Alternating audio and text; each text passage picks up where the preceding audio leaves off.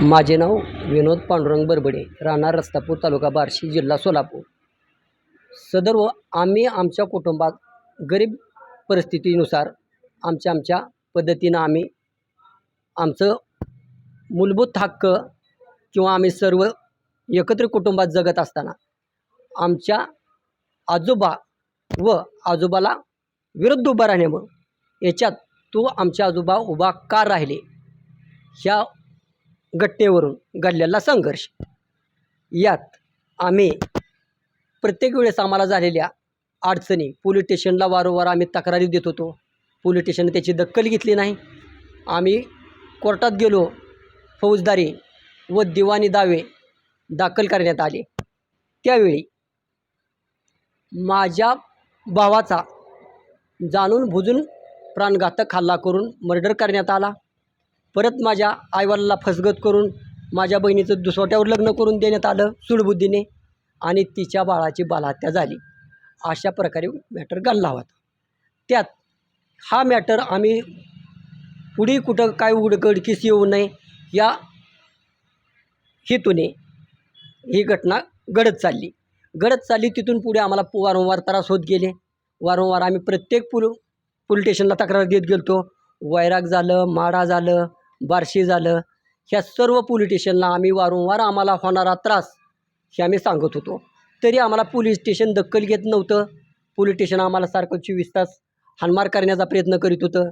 त्यामुळं आम्ही पोलीस स्टेशनला जाण्याऐवजी आम्ही प्रायव्हेट वकील घेऊन आम्हाला कायद्यात न्याय भेटावा ह्या हेतूने आम्ही बार्शी, माढा, करमाळा ह्या न्यायालयात दाद मागितली. त्यावेळेस दाद मागत असताना ह्यांनी सूडबुद्धीने आम्हाला जाणून बुजून परळी पोलीस स्टेशनला खोटा गुन्हा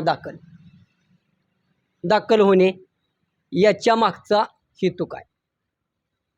दुसरी गोष्ट, सर्व गुन्हा आम्ही त्याच्यात फिर्यादी असताना आमच्यावर 353, 354, 306, 74, 76 अशी कलमं सूडबुद्धीनं टाकण्यात आलेली.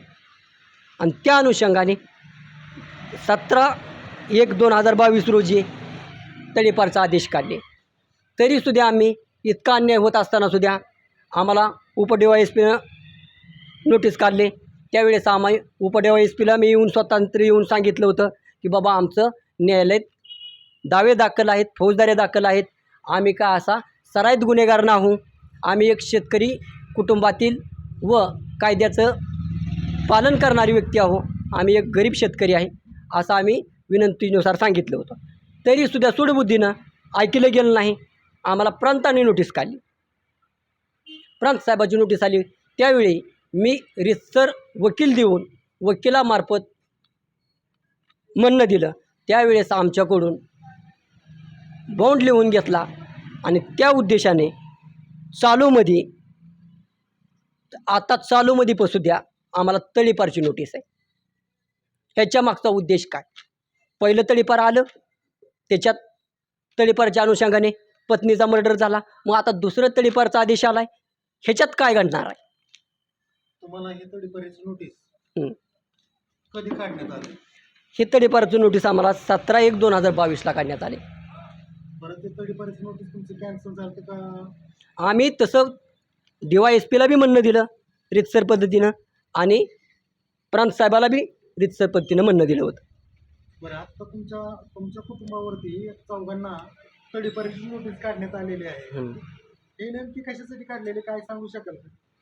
काहीच नाही, तसं का उल्लेख बी नाही. तडीपारचं नोटीस आणि तुम्हाला SP साहेबांना बोलवलं आहे. SP साहेबाला म्हणणं द्या.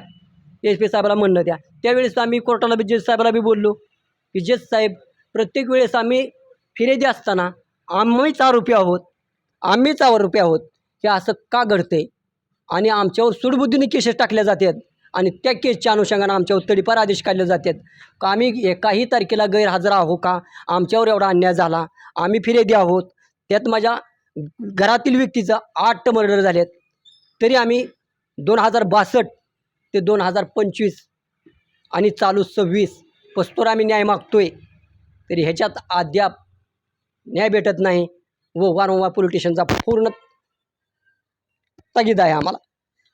मला सांगा, तुमच्यावर जे अन्याय होता ते राजकीय सूडबुद्धीने होतात असं तुमचं म्हणणं आहे, हां. परंतु जे काही पोलीस आहेत यांचं तुम्हाला सहकार्य मिळत नाही का? नाही नाही, बिलकुल नाही. कारण का तुम्हाला ते सांगतो की ज्या वेळेस ह्याने आम्हाला की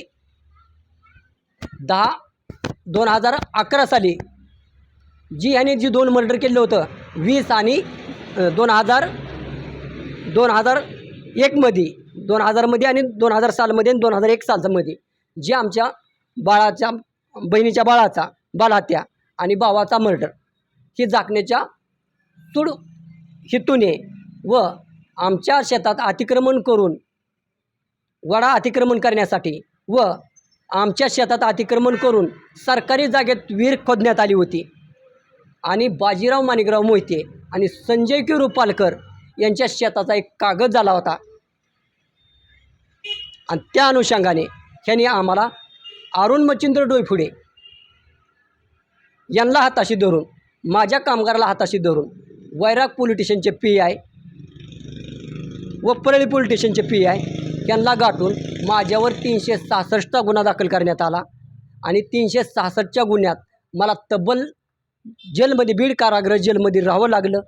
त्या बीड कारागृहामध्ये जेलमध्ये राहिल्यामुळं माझी पत्नी माहेरी तिच्यावर आर्थिक, मानसिक, शारीरिक छळ करून तिच्या पोटी एक बाळ पैदा करण्यात आलं.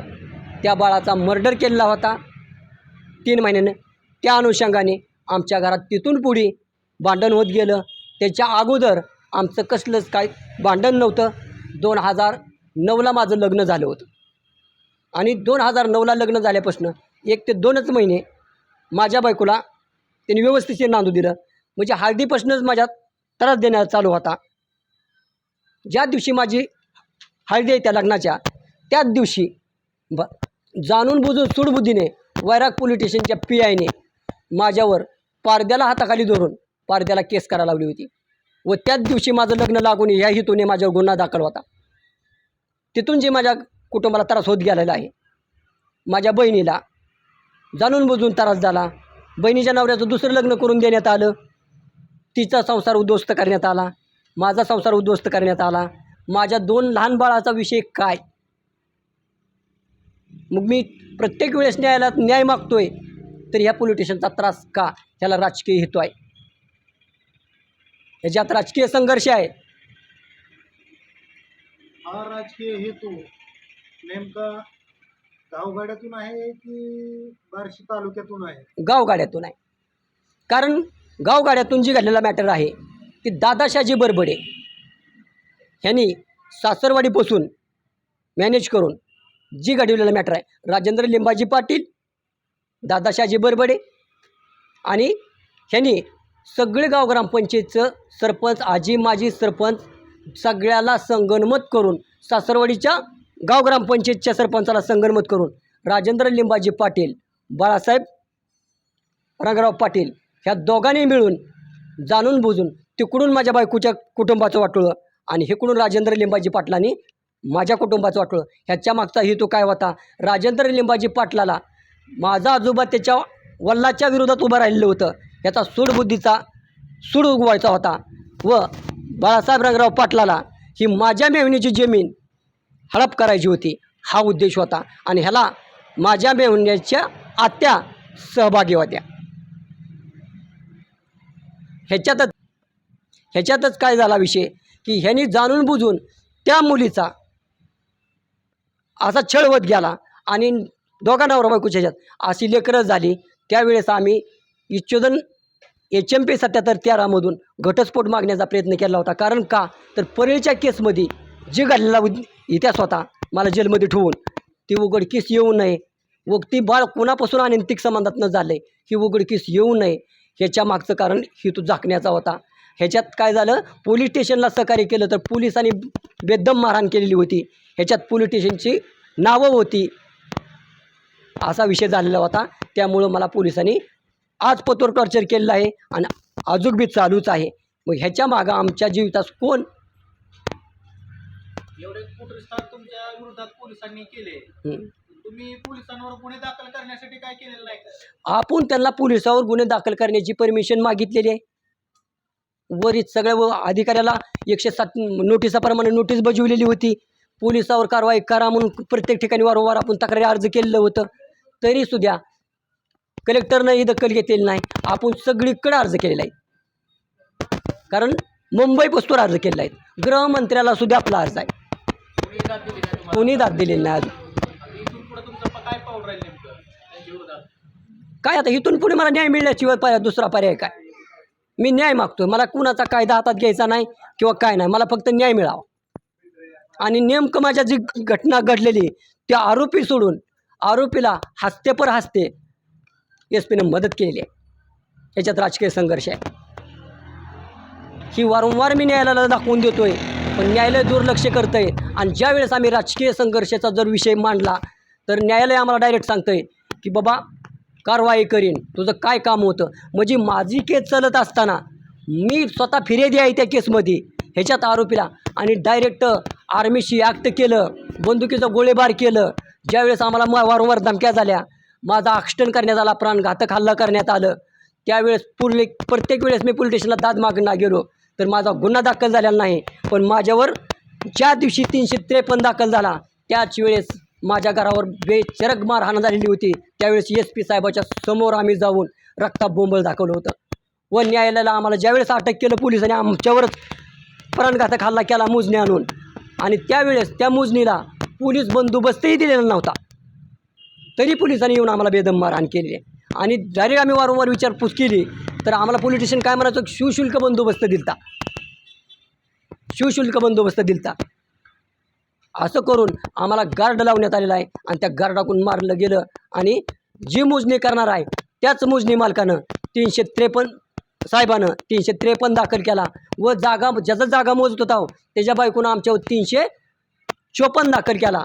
आणि त्याच्याच जागा मालकाला सांगून 151 आणि जागा मालकाच्या बापाला सांगून 151 अशा गुन्ह्याची कारवाई केली. आणि त्या अनुषंगाने 2017/1/2022 रोजी आम्हाला तडीपारचं नोटीस काढण्यात आलं.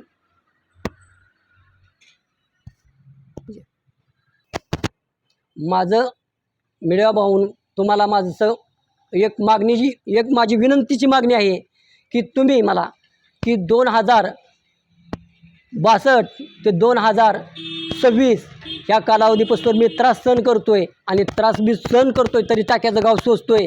ह्याच्यात मला कुठं तर तुम्ही न्याय मिळवून द्यावा व सगळ्या प्रशासनानं माझ्याकडे लक्ष द्यावून लक्षपूर्वक माझी जी प्रत्येक वेळेस तुम्हाला वारंवार तक्रारी येत्या आणि ज्यावेळेस तक्रारी येत्या त्यावेळेस तुम्ही माझ्या तक्रारीला दुर्लक्ष केलेलं आहे. तरी ती तक्रारी आपण सखोल नजरेने पाहावी आणि त्याच्यापासून मला न्याय मिळावा.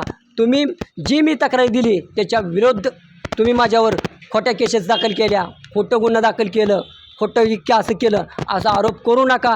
ही खरं ती माझी संघर्षाची लढाई आहे आणि ही न्याय मी सहन करीत आहे. मी कुठपर्यंत न्याय सहन करणार. तरी पत्रकार भाऊ माझं तुम्हाला हात जोडून विनंती आहे व सर्व प्रशासनाला राजकीय शासकीय यांना हात जोडून माझी विनंती आहे की तुम्ही माझ्यावर अन्याय करू नका. ही कुठंतरी अन्याय थांबवा, एवढीच माझी अपेक्षा आहे.